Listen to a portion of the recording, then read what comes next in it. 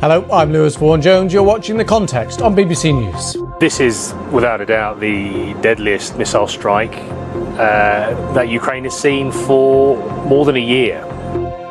We must not allow Putin to destabilize any other parts of the world and our partners in order to ruin Europe's power.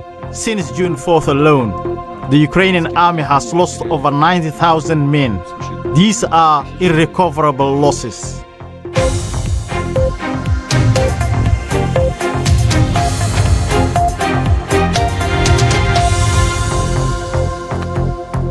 In Ukraine, one of the deadliest Russian missile strikes of the war. The head of the UN says attacks on civilians must stop. Also on the programme, more unwelcome records broken, temperatures in September were the warmest on record. After Rishi Sunak's pitch to the nation, what is Sunakism and what is it offering?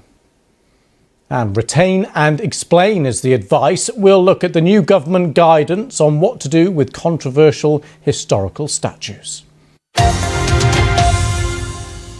First, though, we're going to start with those events in eastern Ukraine, Kharkiv region, that missile strike by Russia, 51 people killed. Take a look at these pictures from Horza, a small town. Reportedly, a cafe was hit. People were gathering there for a wake after a funeral. Now, this town is within reach of the front line, but Ukraine says there are no military sites at that specific location. Our correspondent, James Waterhouse, has the latest now from Kyiv. Glyn Williams, great to get your analysis. Thank you very much for coming on the programme. Thank you very much. Now, around the world and across the UK, this is BBC News. Right, let's look at some other stories making the news now. Prosecutors have concluded there is no realistic prospect of conviction for 21 people arrested on the day of the King's coronation to prevent a breach of the peace. The Metropolitan Police say they will face no further action. The force said in May that 52 arrests were made for a range of reasons and has since expressed regret over the arrests. A man who took a crossbow to Windsor Castle on Christmas Day in 2021 to kill Queen Elizabeth II has been given a 9-year prison sentence. Jaswant Singh Chail will be kept in Broadmoor High Security Psychiatric Hospital before moving to prison. He's the first person in the UK to be convicted of treason since 1981 after pleading guilty in February. And voters have been casting their ballots in Scotland's first recall by-election. The poll in Rutherglen and Hamilton West was triggered when constituents voted to remove former SNP MP Margaret Ferrier. Right, you are live with BBC News. Next, going to go to the US, and President Biden has approved the construction of a section of border wall in southern Texas in an effort to stop illegal immigration. Around 32 kilometres will be built in Starr County, which is on the border with Mexico. Now, there's been more than 245,000 crossings in the area this year, with September expected to be a record month. But the move is a major U-turn by the president, who criticised his predecessor, Donald Trump, for making the wall such a key policy. Well, it comes as top White House officials are actually in Mexico as the two neighbours attempt to ease tensions at the border. Secretary of State Antony Blinken and the Attorney General Merrick Garland were hoping to tackle the issue of drug trafficking, illegal migration. But the Mexican, Andrés Manuel López Obrador, is not happy about the wall, saying he believes the White House had come under pressure from extreme right-wing groups. It won't damage them, but it won't help them very much. Fascinating. Thank you very much for sticking to time. We are right at the end of the show. Henry Hill, great to have your analysis and thoughts. Do stay with us. Plenty more online, as always, and I'll be back in just a couple of minutes. I'm Vaughan Jones. This is BBC News.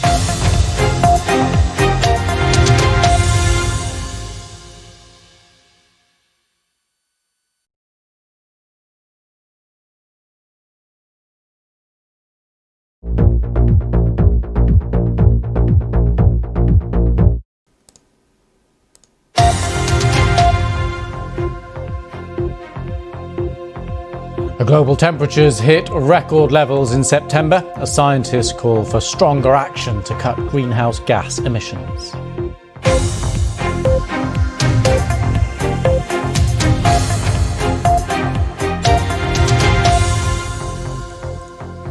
Right, time now for the sport. We can head to the BBC Sports Centre. Hi, Lizzie. Hello there, thank you. It's a busy night of European football in the Europa League. Liverpool have been playing around half an hour at home to the Belgian side Union Saint-Gilloise. It is still goalless at Anfield at the moment. That's it for me. It's still goalless between Liverpool and Union Saint-Gilloise of Belgium. Lizzie, thanks for that. Now, scientists say last month was the world's hottest September on record by a huge margin. The European Union's climate service says the rise is being driven by greenhouse gas emissions and the El Niño weather event. This pushes warm water to the surface of the Pacific Ocean, trapping more heat in the atmosphere. Take a look at this. It shows the last month was almost a whole degree warmer than the average September temperature between 1991 and 2020. And they say 2023 is now on track to be the warmest on record.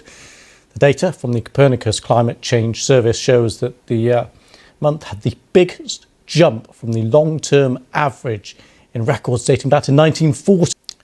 Christina Mobley, Wafame Elamin, fascinating to get your thoughts and analysis. Thanks both. Thank you. Next, around the world and across the UK, this is BBC News. BBC News, bringing you different stories from across the UK. For more stories from across the UK, head to the BBC News website. You're live with BBC News. Next, there's been a potential breakthrough in understanding autism. Scientists have discovered several dozen genes involved in crucial steps in the process of brain development and may link to autism.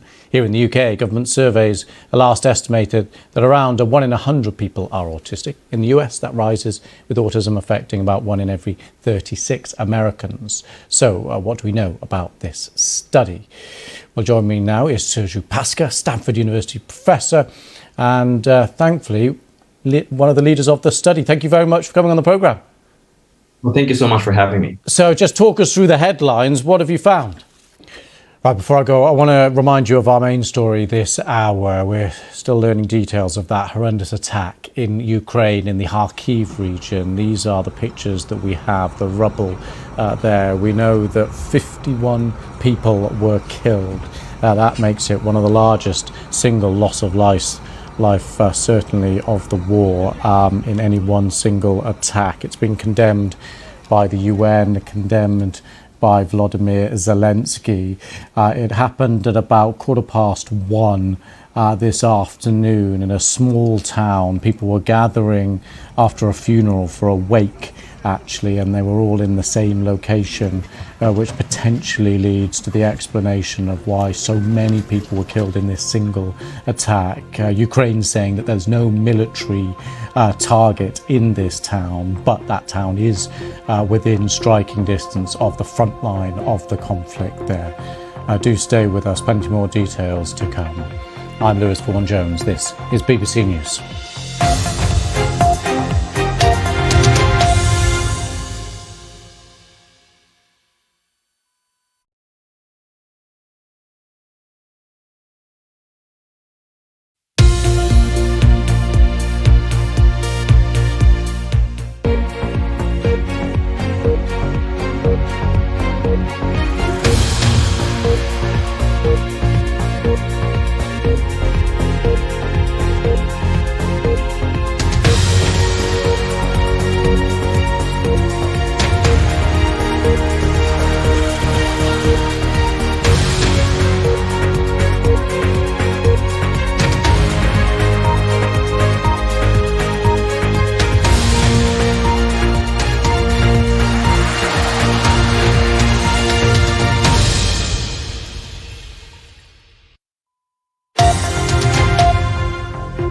Hello, I'm Lewis Vaughan-Jones. You're watching The Context on BBC News. We must not allow Putin to destabilize any other parts of the world and our partners in order to ruin Europe's power. Ukraine needs the support of the European Union, which is sure they will have it, and we will increase it, but also the support of the US. Since June 4th alone, the Ukrainian army has lost over 90,000 men. These are irrecoverable losses.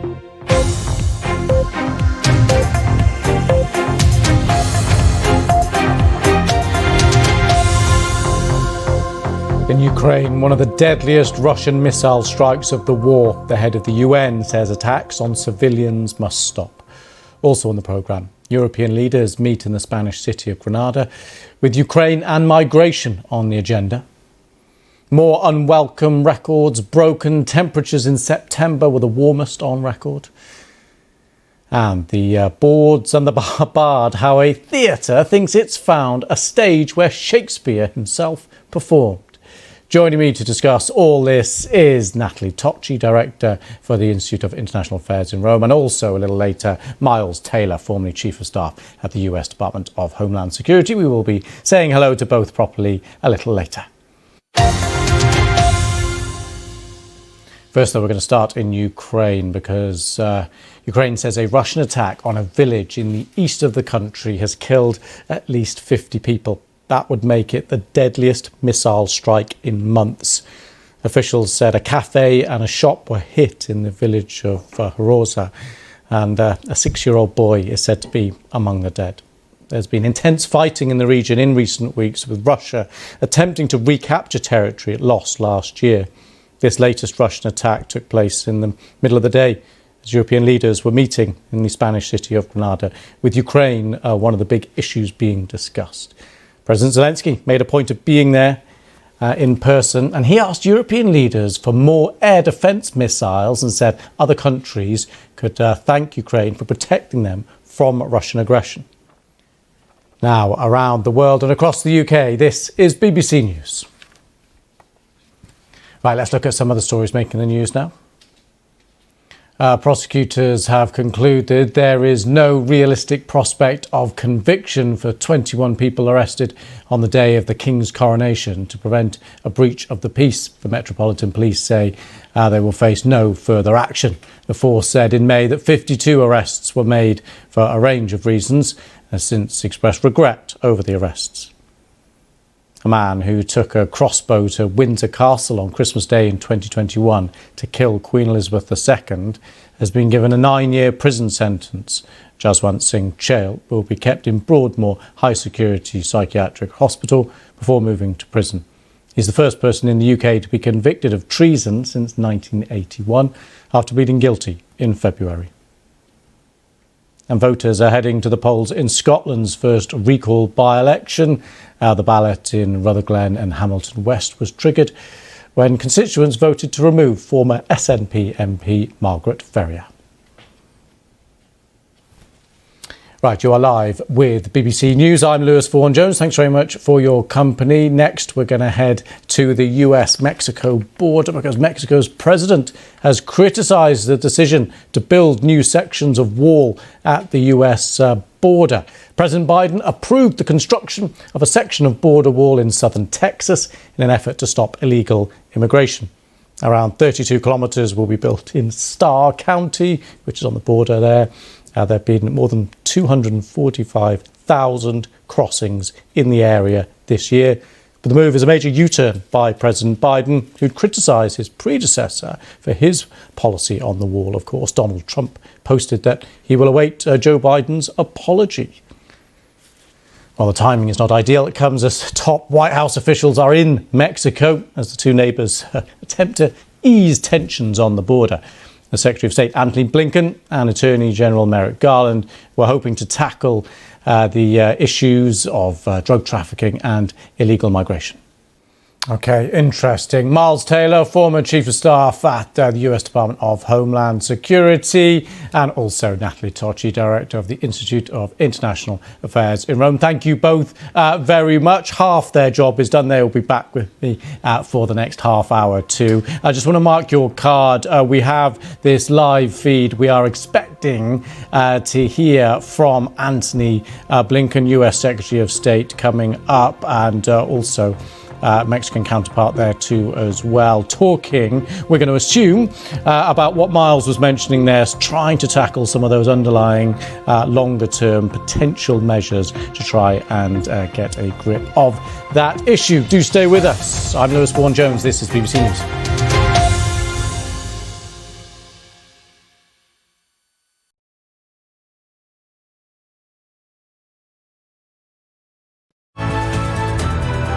Free speech is meaningless unless you allow people you don't like to say things you don't like. After winning, like the people were so proud and it was so intense. Сказав моїй дружині, треба збиратись, треба піднімати дітей. Почалась війна. I never thought I was going to be a famous movie person. When big names talk, they talk to the BBC.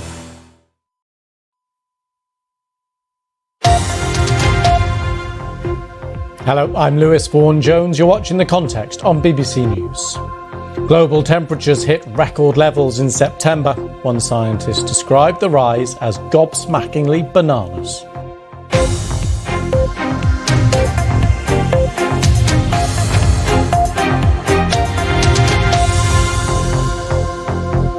So temperatures across the world in September were the warmest on record, breaking the previous high by a huge margin. That's according to EU Climate Service. Last month was almost a whole degree warmer than the average September temperature between 1991 and 2020. Experts say 2023 is now on track to be the warmest year on record. Our climate editor, Justin Rowlatt, is here with more details. Tim, I wish you could make a discovery as important as this every evening so we could have you on and listen to more wonderful stories. Thank you so much for coming on and talking us through that. Really appreciate it. Brilliant stuff. It's a pleasure. Thanks for having me on. Nice to see you. Brilliant stuff. Thank you so much to him. Now, around the world and across the UK, this is BBC News. BBC News, bringing you different stories from across the UK. For more stories from across the UK, head to the BBC News website. You're live with BBC News. I'm Lewis Vaughan-Jones. Now it's time for the panel. This is the part of the show where the panel gets to talk about whatever they want to talk about. Natalie, the floor is yours. You are part of the problem you are describing. I love it. I'm very pleased I exposed that right at the end. Brilliant stuff. Thank you so much, both. A brilliant panel. As always, time to say goodbye to Natalie Tocci, Director for the Institute of International Affairs in Rome, and Miles Taylor, former Chief of Staff at the US Department of Homeland Security. Thank you both so much. Thank you. Right, plenty more from our panel on tomorrow's episode of The Context. Do join me, of course, for that. In the meantime, there's plenty more online, as always. And if you are online, of course, you can get me there on social media. I'm at L Vaughan Jones. That's it from me for the moment. I'm Lewis Vaughan-Jones, and this is BBC News. Bye-bye.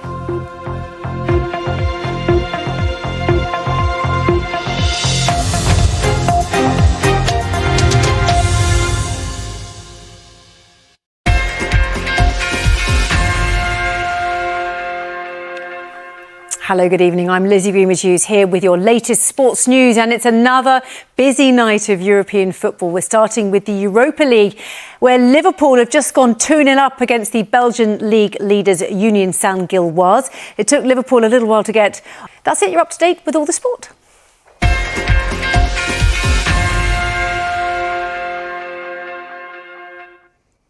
Hello there. It was a rather mixed picture across the UK on Thursday, with a very slow-moving weather front, giving outbreaks of rain